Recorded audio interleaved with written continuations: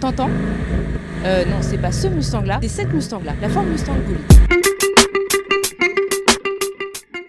La Ford Mustang, c'est pas une voiture comme les autres et je te dis pas ça uniquement parce qu'elle est assortie à mes Converse.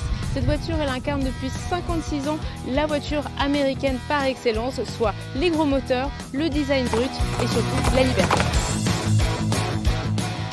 Cette voiture est tellement devenue un mythe que Ford la commercialise aujourd'hui dans 150 pays et pendant plusieurs années, elle a été le coupé sportif le plus vendu dans le monde.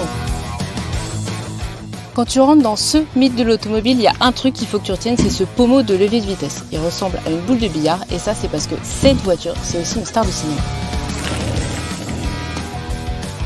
Quand on pense voiture américaine au cinéma, on pense immédiatement à la Ford Mustang, que ce soit dans le film d'auteur français ou dans les blockbusters américains. Mais il y a un film qui lui a donné, tu sais, ses lettres de noblesse, c'est le film Bullitt. On est en 1968, le héros c'est Steve McQueen, il est fan de voitures et du coup pour lui c'est évident d'avoir une Ford Mustang pour son héros, un flic un peu rebelle. Bah tiens justement, la Mustang c'est bien une voiture de rebelle ça.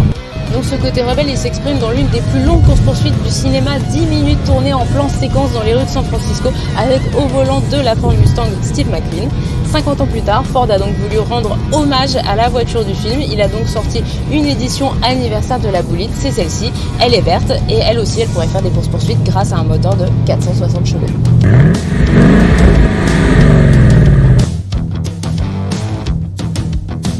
Mais en fait, depuis le début, je te parle de Mustang, mais on n'a pas vu un seul logo finalement sur cette voiture. Et bah ouais, il y a un seul endroit où il est, c'est à part sur mes baskets, c'est sur le volant. Sinon, sur cette voiture-là, tout particulièrement, il n'y a pas de logo. Pourquoi? Parce qu'en fait, cette voiture, il y a 50 ans, Steve McQueen dans Bullitt a décidé, il s'est fâché avec Ford sur le tournage, il a décidé d'enlever tous les Mustangs pour ne pas leur faire de pub.